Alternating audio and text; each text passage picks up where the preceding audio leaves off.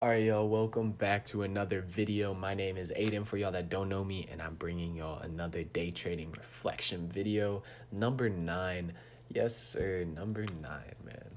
Alright, I hope y'all's day trading week is going better than mine, because mine is going pretty terrible. The past 2 days, I've been red.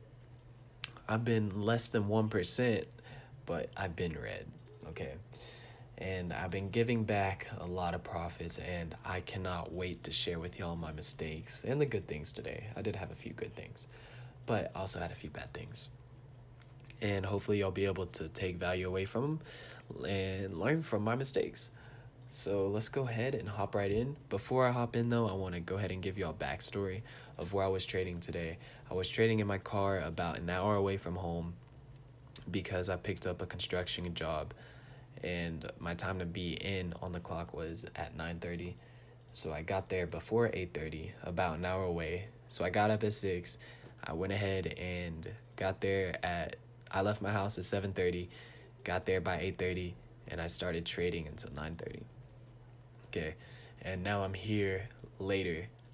It's about 8 right now, and I'm making the reflection for y'all. So let's go ahead and hop right into it. And man, oh man, y'all are gonna laugh. Okay, well, actually, Gush was pretty good. Okay, y'all can't laugh at me here. Gush was a decent trade. Okay, so you could tell that Gush was uptrending. It was making higher highs and higher lows for the past 5 days, for the past week. Okay, Gush this morning was uptrending. It pushed down pre-market hours, and it was uptrending between the top and middle VWAP, and it was making a support at the middle VWAP, making a resistance at the top VWAP, finally broke that resistance in the SMA line, pushed back down to bounce off the middle VWAP, and where I bought in after it crossed the SMA line again. Okay, I used the SMA line as a confirmation point because I was on my phone. I couldn't really see the last candlestick's high. You know, this resistance point right here would have been my buying point, but I was already so close to the SMA line, and I know the SMA line is a major resistance and support point, so why not wait until it crosses the SMA line? That was my thought process for my entry point. I noticed the MACD was converging, the RSI was breaking out. It all looked good. The volume was up. I went ahead and pulled the trigger. I bought in 15 shares of Gush at 25.23 right here, and it pushed up a good 4%, like a solid 3.8%. Okay, and I should have took half profits. No lie, like that was my mistake for this trade, and I was up $20. I only profited 3. Why? I didn't lock in profits. Really simple. You can see I sold 15 shares of Gush at 25.45, which was 1%. 25.45, a little less than 1%. Yep, sounds about right. So don't do the same thing I did today and make the same mistake and lock in your profits when you should. At least take half. Like, there was no reason why I didn't take half profits up here. Okay? None. Zilch. Zero. I should have taken profits, even if I was trading on my phone. Like, you're a dumbass if you don't take profits here, right here. Like, you're up. Why give back a whole 3% like me? Okay? Don't be a dumbass like me. Yeah? Be smarter with your trades and lock in profits. That was my one mistake for this trade. Other than that, though, Gush, the entry point was nice. The identification of the setup was nice. Just the exit point needs to be worked on just a little bit. Okay. But yeah, other than that, everything looked good for this trade. Let's go ahead and move on to LABD. This one is where it gets a little bit more interesting. And LABD, you can't tell that it's uptrending, but because it was downtrending for the past week, you can see it was making lower lows and lower highs. But then at noon yesterday, it kind of changed directions, right? And it started making higher highs and higher lows, higher highs, higher lows. Pre-market hours came, got rejected by the SMA line. That was expected. Here it got rejected. Here it got rejected. and that's about it. So it got rejected there twice already. I did expect it to get rejected, and I honestly was expecting LABU to continue its uptrend here, but it did not. So I waited for the confirmation of a uptrend for LABD. I was just way too early. Way too early. Okay, you can see out of the gate at 8, it pushed up to the top VWAP, made a resistance, came back down to the SMA line where it bounced previously, and I thought it would bounce again. That is my reasoning behind why I bought right there. Now, the reasoning to not buy right there, and what a good trader would realize, is that the MACD is still very overbought. Okay, this stock is still overbought. This stock is still downtrending. Wouldn't you agree? Like, this is still downtrending. There is no sign of a support. Like, there's no sign of a change of direction. There's a sign of a support right here, but there's no sign of a change of direction, at least with the indicators, right? I mean, off of technical analysis, if you could see the support here, yes, and it did make a support. It did cross the last high, the last candlestick, yes, and it did push up 1%, 1.5. Yes, you could have profited off of that. But that is a pullback. Am I right? Or am I wrong? I'm right. Let me go ahead and save you the time on that one. I'm right. That's a pullback. That's not a change of direction. I trade reversals, which is a change of direction. I try to get a full change of direction. A reversal is profitable, and sometimes you don't really have a choice on if you're gonna trade a reversal or a pullback, because sometimes you don't really know, right? But here, you could have easily identified that this was a pullback because of how overextended the MACD was here and how overbought, not over. So the sellers had control. The sellers still were in control when I bought in, right? I bought in at 6.97, 75 shares of LABD at 6.97, about right here. And it just does not make sense to me looking back on it. Why the fuck anybody would buy there? Okay, that's not even like for a pullback. A pullback would have been right here at the last high of this candlestick for the 1% profit. Okay, I don't know why I bought there, so you can laugh at me for that. That's what I'm saying. You can laugh at me. Go ahead.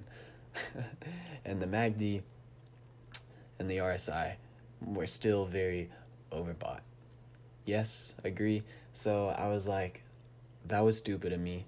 I should have went ahead and cut losses immediately as I realized that. But, I didn't. And so it pushed down to the SMA line here, and it hit my stop, which was about 1.6 that I gave back. Don't be like me.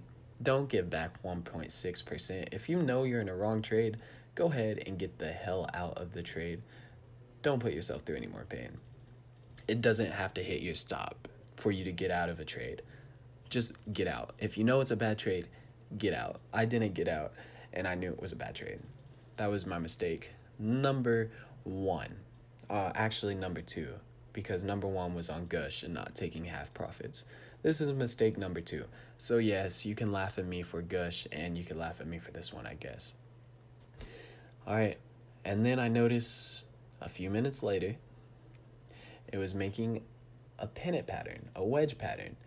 It was making a resistance at this trend line and making a support at this trend line and consolidating in this area.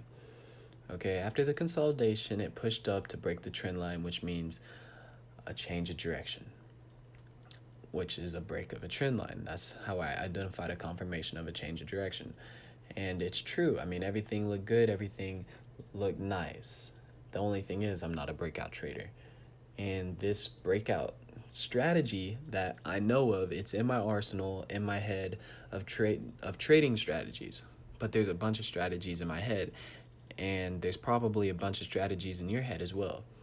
What you have to do is be very selective of your trades. Please, for the love of God, be selective of your trades. Yes, this trade could have worked out. Yes, it was a good setup. Yes, all that good stuff, but it wasn't my trading plan. My trading plan is a reversal, and this was not it. This was a breakout. Okay. The reason I traded this was because I was pushed on time. That's not an excuse. That's me looking back on this and saying, I am a dummy for trading this. And I was pushed on time, and that's why I traded. I forced this trade to happen. I forced this setup to show, right? And I don't want that for y'all, because immediately after I bought, the sellers took control and I got stopped out at 6.94 for a loss of a total $7. Okay, that is what I don't want for y'all.